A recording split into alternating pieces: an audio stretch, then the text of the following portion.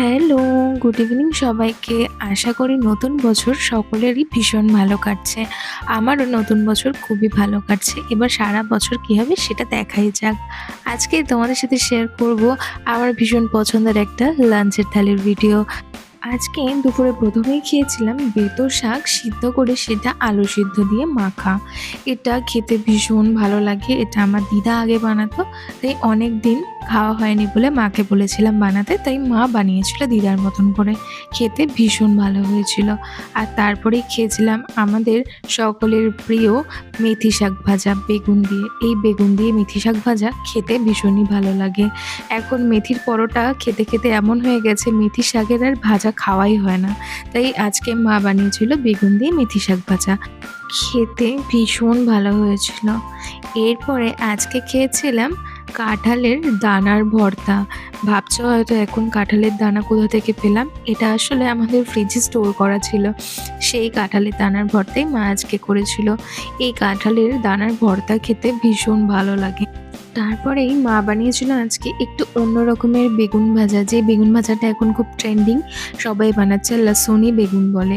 এই বেগুন ভাজাটাও খেতে ভীষণ ভালো হয়েছিল। সবাই গার্লিক দিয়ে বানায়, কিন্তু আমাদের বাড়িতে রসুনের পাউডার থাকে, সেই রসুন পাউডার দিয়ে বানিয়েছিল মা। খেতে ভালো হয়েছিল, বাট গার্লিকের টেস্টটা আমার মনে হয় আর একটু বেশি ভালো লাগতো। এটা একদিন ট্রাই করে অবশ্যই তোমাদেরকে ভিডিওতে শেয়ার করব। এরপরে আজকে খেয়েছিলাম সব রকমের সবজি দিয়ে একটা চচ্চড়ি মতন। মায়ের মধ্যে চিংড়ি মাছ দিয়েছিল, আর চিংড়ি মাছ দিলে যে কোনো চচ্চড়ির টেস্ট অনেক বেশি ভালো হয়ে যায়। খেতে তো দারুণ লাগছিল।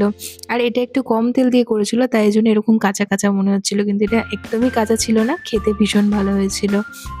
এরপরে খেয়েছিলাম আজকে কাঁচা টমেটোর তরকারি, অল্প আলু দিয়ে আর চিংড়ি মাছ বাটা দিয়ে কাঁচা টমেটো করেছিল মা আজকে। এটাও অসাধারণ খেতে হয়েছিল।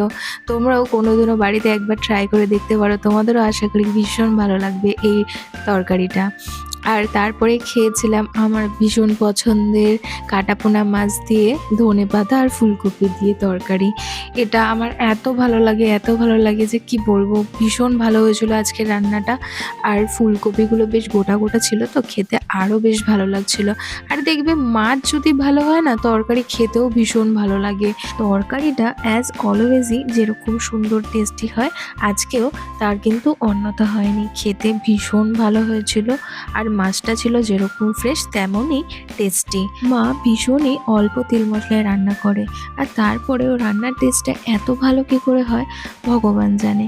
খেতে খুব ভালো হয়েছিল প্রত্যেক কটা রান্না, আর খুবই তৃপ্তি করে খেয়েছিলাম। ওকে, দ্যাটস ইট ফর টুডে।